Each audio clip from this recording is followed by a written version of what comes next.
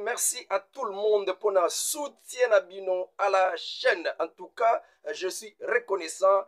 Ndenge bo potaka tango nyonso makanisi na bino pona ko landa kangaye na ba communication na ngai. Nzambe abatela bino. En tout cas, bienvenue dans cette belle émission du 20 mars 2025. Lelo zande lelo makambo ya koyebisa bino eza ebele. C'est que tu serres penza ba ceinture parce que le kuta ebele eyaki na sincère, mais vérité ezoya nango kaka na kati ya escalier. Kambo ebele lelo na kolobela pona ko pesa lango analyse ya ndenge ba actualité ya mboka ezali. Na kobanda na likambo nini na kati ya Jugu Andituri voulant bloquer le passage à l'UPDF, l'armée ougandaise, les Codeco ont ouvert le feu sur l'armée ougandaise. Plusieurs dégâts matériels et aussi des dégâts humains enregistrés. Deuxième sujet, l'analyse Ezanini, d'après les soupçons sur un cache d'armes, Kouranakati à Walikale Centre, il y a M23 et même aussi des militaires cachés dans une église paroisse catholique.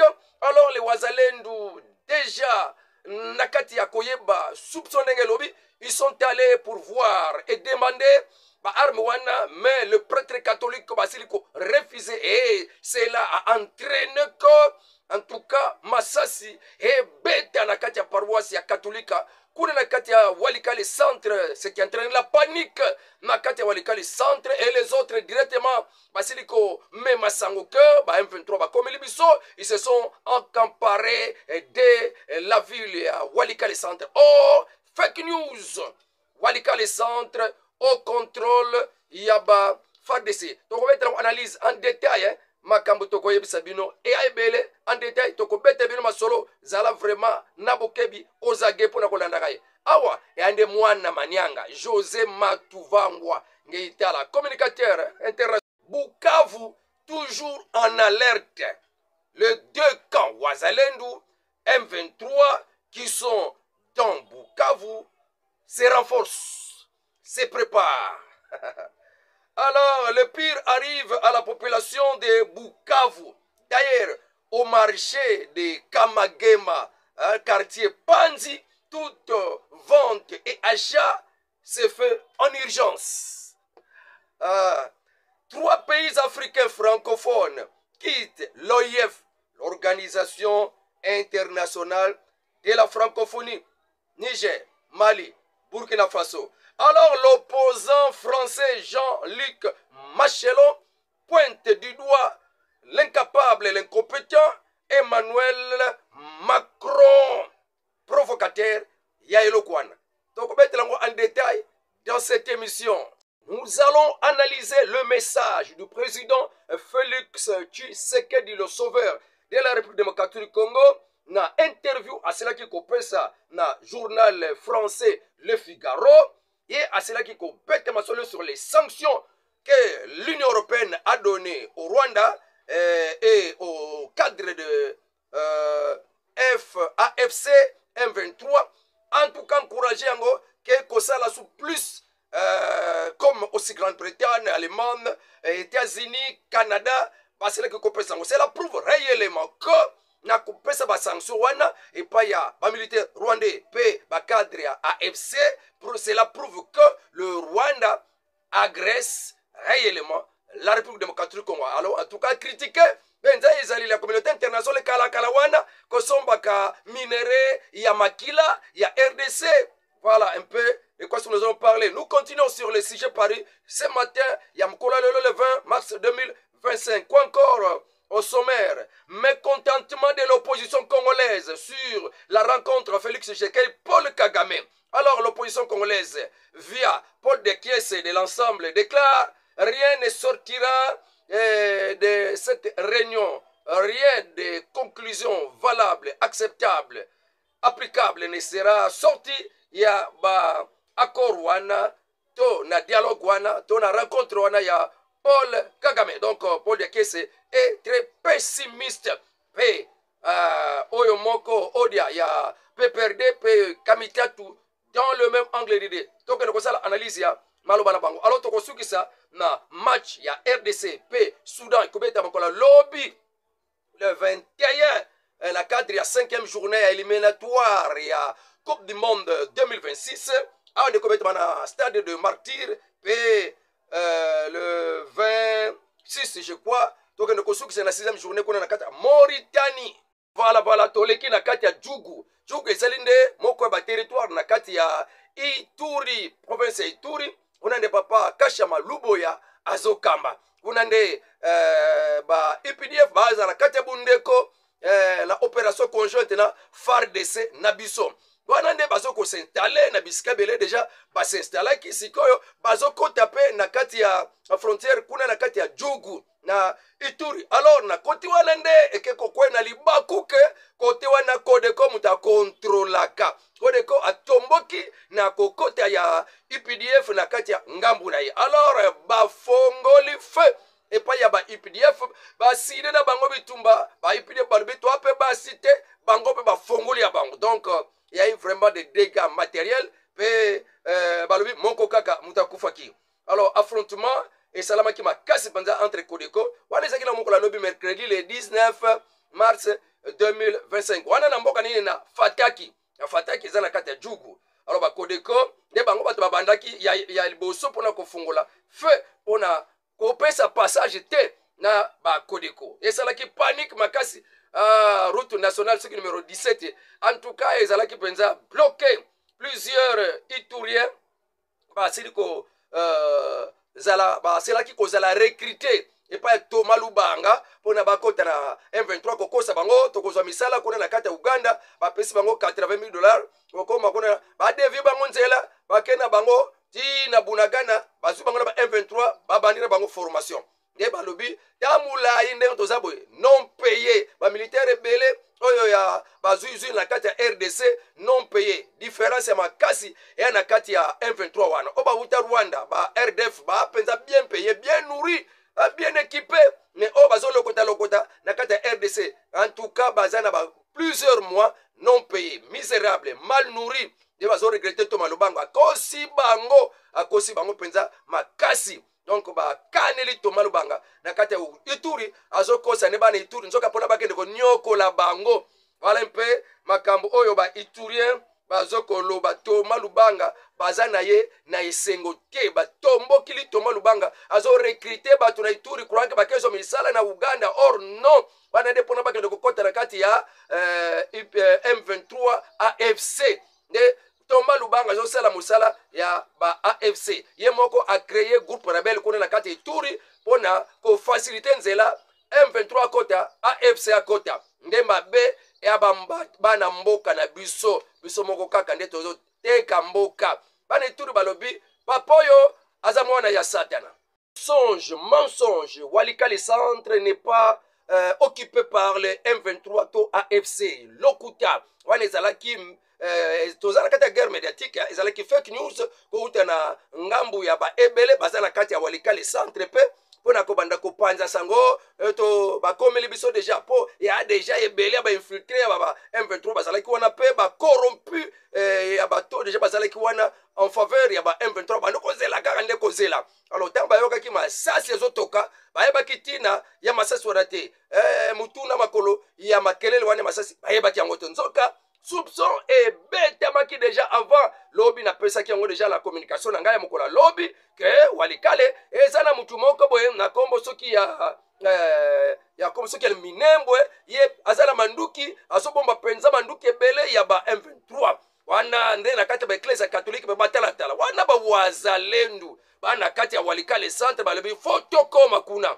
bake tina eglise catholique batuna batunde baza kuna na kati ya eglise catholique ekangela bango bikuke babanda masasi nde esali paniki na kati ya bato pe ya bango ya ba M23 bana kati ya mboko balobi déjà seke bato na biso baye badeviaki banzela yango bakoti yawa lokuta sur lokuta ba journal nyonso o ba relayer sangwana ke Walikale centre yana maboko ya ba M23 lokuta sur lokuta nazo pisabino bolongolongo na makalisi na bino la guerre est médiatique et vous devez savoir ba chaîne oyo eno bakaki solo nde yangwana esengeli tolandaka oyo etaleli kokota na kati ya Bukavu nayebisi bino mpe nazongeli yango ke bawazelendu bakoti nano en conquête te ndenge bazokana yango na kati ya Bukavu nde nsima ya kozwa Kaziba nsima ya kozwa Kaziba nde balukaki nzela mpo bakoma ti baya na koti ya Niantende be baye na Niangezi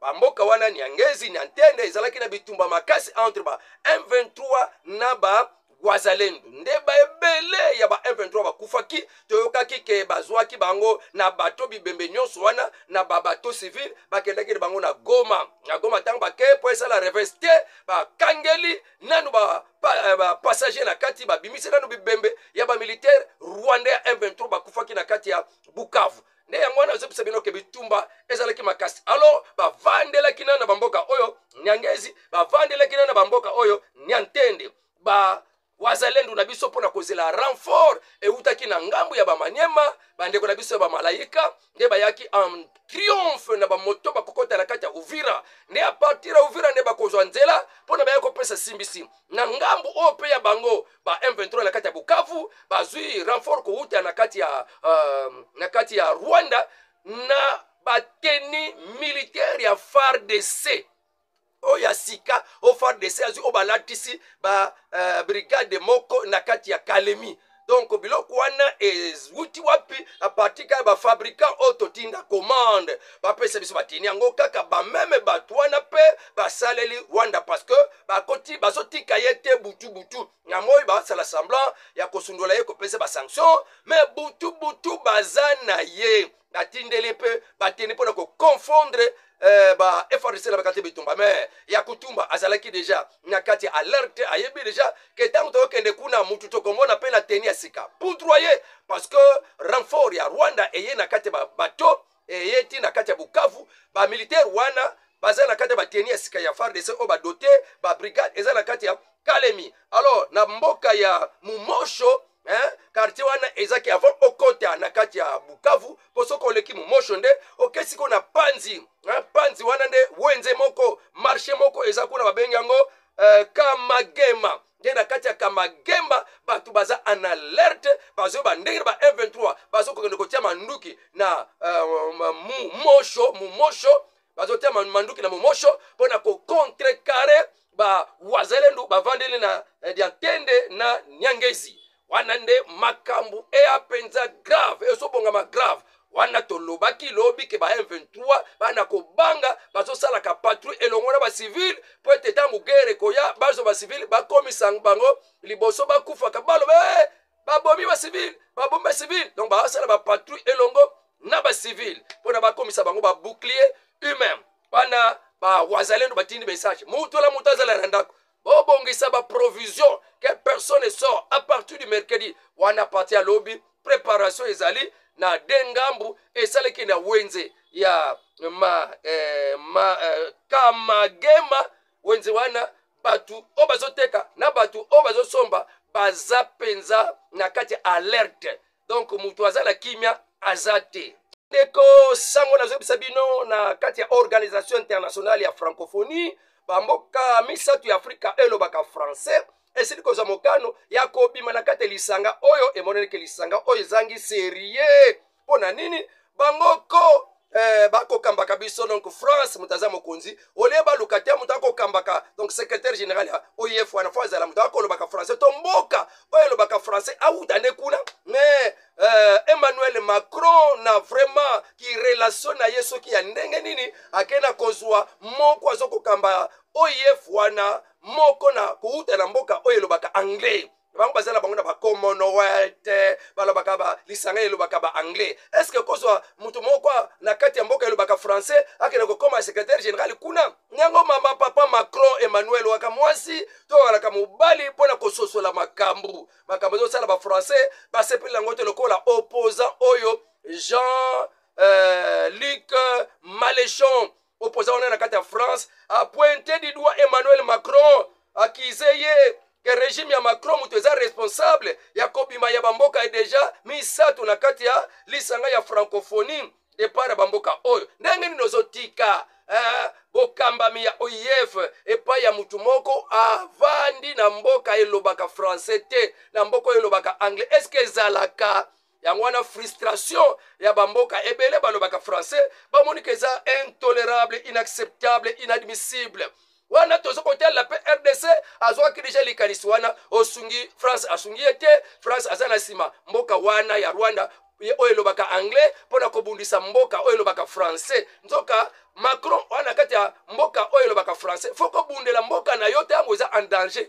mais Macron abaluki mboka wana ya francophonie ya balusi yango ekomi opposant na ye ekomi kosutenaka batu bazobundisa RDC yango RDC pe akomi ne prêt prêtre ya parce que la république prêtre ya kobima na kati ya OIF sikosoke komi su bongo tokosuka wapi en tout cas Jean-Luc Mélenchon a tombokeli régime ya Emmanuel Macron pone likambo wana ya francophonie alors biso pe tozoyoka toyebi te réaction ya Emmanuel Macron soki ekozala ndenge na kobima ya 3 pays africains Burkina Faso Mali pe Niger ebele kati na ba opposition ya mboka na biso République démocratique du Congo basepeli na bango te kokutana ya Paul Kagame na Félix Tshisekedi kuna na kati ya Doha na Qatar yango na mama Tina Salama porte-parole ya chef de l'État akenda ko belisa bango lisusu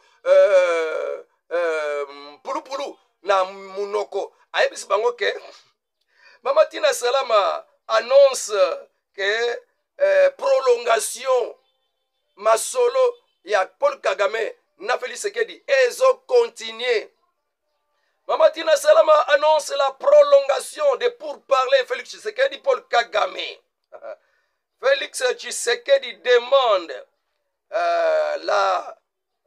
demande le soutien de la communauté internationale na katia ba pourparler oyo esuka kaka na bango mibale te na Qatar mais que communauté internationale a s'emprunter à sunga bango pe pour une conclusion valable wana alobi que première rencontre na bango pour na président Félix Tshisekedi alobi que réunion wana se déroulaki na kati ya ambiance conviviale ya malamu donc eleki malamu réunion eleki malamu tobeti masolo objectif ezalaki ya un cessez-le-feu immédiat inconditionnel pe esilaki kosalama mpona kaka désescalade esalama donc batension ekita ya kuna na este ya mboka objectif na biso ya liboso ezalaki nde yango wana kokende koétablir un cessez-le-feu immédiat et inconditionnel mpona koyeba kopermettre désescalade mpona kokoma mpe na résolution ya makasi mpenza ya conflit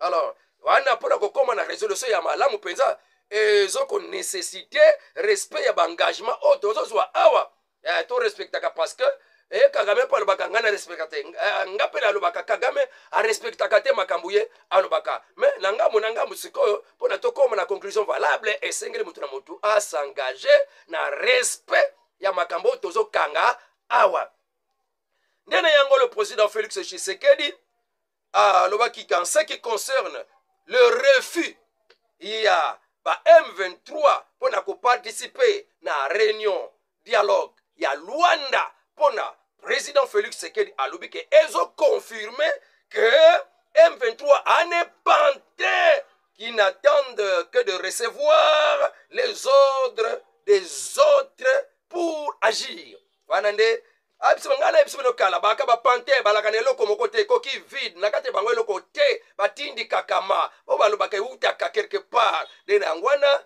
ba oyo pe batindaka bango nde bapesi message bapesi communication bapesi dictat yangwana bango balobi amen nde basi plier eutela ngo na makanisi na bango moko te yango nde bisabiro baka na ba pantin wana maloba ya mukonzi ya mboka le président Félix Tshisekedi abakisi ke ba activiste violents oya ba M23 ne sont que des pantins qui n'attendent que des ordres venant de leur maître.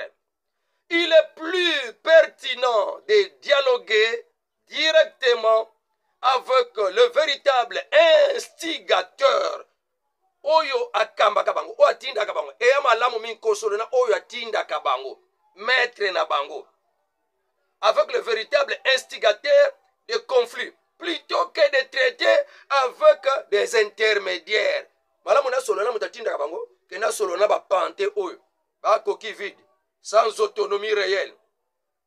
La recherche d'une paix, d'une solution durable repose sur les processus de Luanda et de Nairobi. Et aussi, le président Félix Tshisekedi a souligné que les appels à Kolanda mema à l'accomplissement résolution il y a un Conseil de sécurité des Nations Unies 2773. Neto kokoma na conclusion président malamu pour la paix. Il y a Est, il y a République démocratique du Congo. Alors le président Félix Tshisekedi a zoamaki na interview na journal français babengi Le Figaro. Kuna nde asilaki ko condamné penza na ndenge sengeli ko somba ma ya ba minere ya RDC na nzela ya Rwanda oazo piller ba minere na kati ya RDC. Alors ezo somba ma epa ya bamboka ya ba européen etc., etc. En tout cas, le président Félix Tshisekedi a dénoncé Ezali Liwana.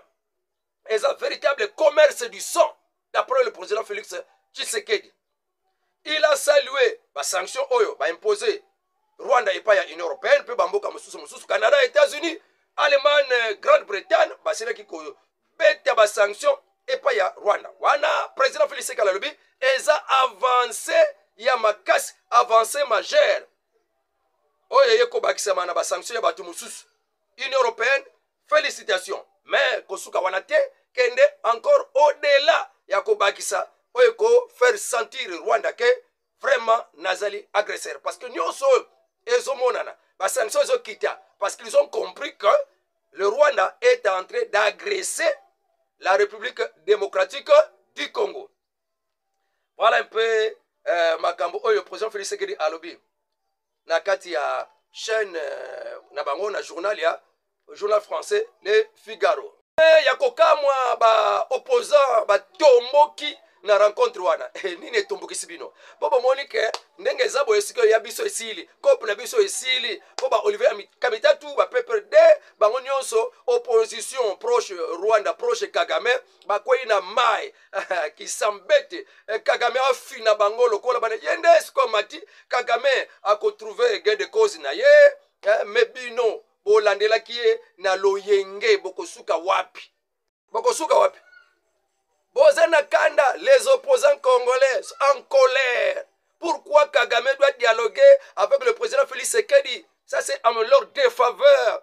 L'opposition congolaise va bimi au créneau poulou ya munoko. Yoka bango makambazoloba. Yaliboso Olivier Kamutatu. Asepilité.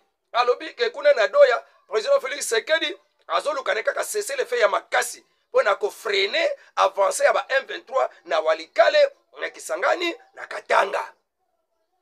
Yangwana ne bake kuna ake ko forcer ne kaka cesser le feu po abangi M23 makasi bazoyela bakokota Kisangani bakokota Kalemi Katanga wana ne kobanga yaye ake sine mbangu cesser le feu na Kagame wana critique ya Olivier Kamitatu.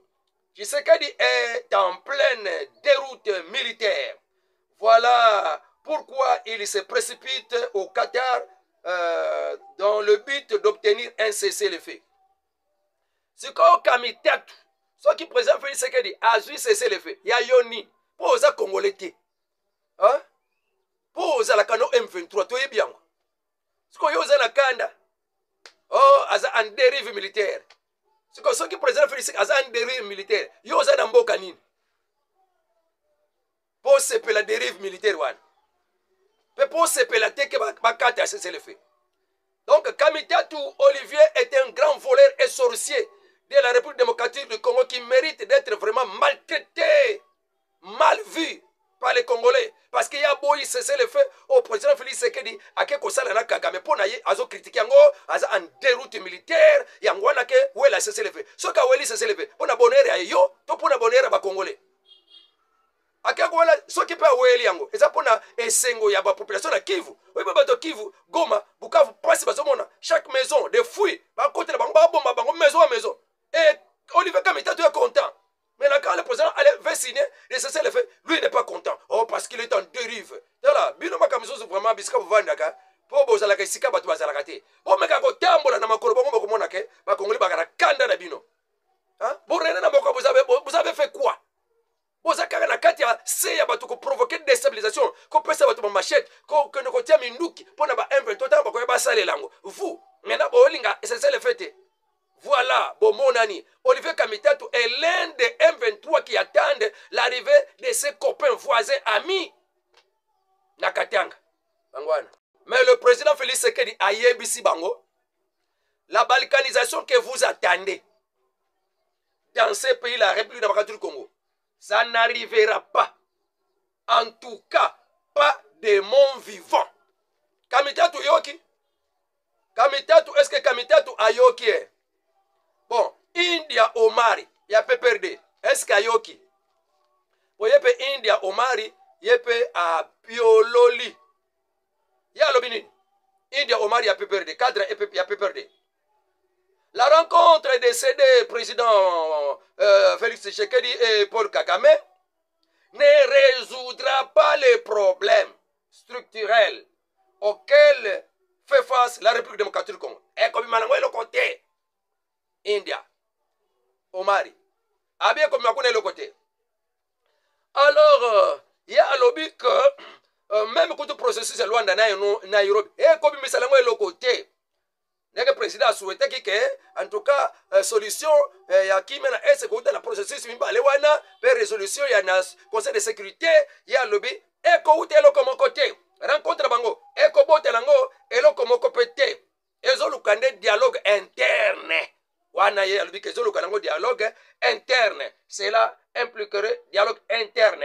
Alors, il y a un lobby que, na dialogue interne, wana oyo ekosalama, ne ekomema démission. Il y a Félix Tshisekedi pendant 2 ans, bakosa la transition na bango oyo bakanaka un prêtre akamba ne ekosala ke babongisa siko ba élection transparente pe oyo balingaka babengaka na ndenge na bango ya taya kabila transparente oyo bango babengaka libre et transparente ndenge oyo basala na 2011 na 2006 donc yango babengaka transparente. Donc, ekoluka pona abimisi déjà plan na ye bato pe perdre plan na bango bazalaki nango na seniko azana plan wana na ndenge azotambola tambola seniko a un plan ya transition à 2 ans ba fayu l'union sona ba yebiang donc ba luka dialogue pona kolongola Félix Sekedi na pouvoir ale bango basa la transition musango moko soit disant cardinal Ambongo akamba yango et ekomema bango na transition wana président Félix Sekedi alobi ekosimba te balikazation wana parti politique ensemble peut monter au créneau. Bango peut balobi que Félix Tshisekedi a humilié la République démocratique du Congo à sima rencontre na yewana na Paul Kagame na yewana Paul de Kesse muta beti le kwana porte parole ya ensemble. Bango nyo swala ba zala ki ko souhaiter ba M23 bokota siko ba moni ke mo ba blocage ba ndiko salama kanda na bango oyo balingala kike ba M23 ba kota tira ba katanga ezo kumona na ke mo blocage ezali ils veulent s'en prendre na ba déclaration ya le kuta fallacieuse nocturne sorcellerique yoka ya le président Félix Balbenga kuto présidenté ba balbeka que Félix Tshisekedi n'a pas une fois de plus été en mesure de tenir parole. Et walobaki, je ne rencontrerai pas Kagame, wana naliwa. Alors, comment il peut aller rencontrer Paul Kagame? D'ailleurs, rien de concret ne sortira de cette rencontre.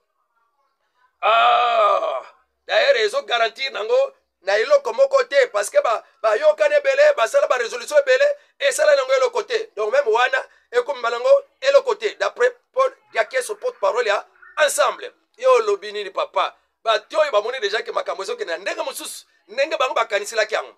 Alors ba bandi ko piolola croyant que bazolobela Congo. Donc bazomilobela bango moko qui sont des M23. Maintenant M23 ba moni ke makambola bango ezokoka ko simbate ezokena ko blokame babandi ko pamela ko critiquer rencontre ezo bloquer makambu na bango.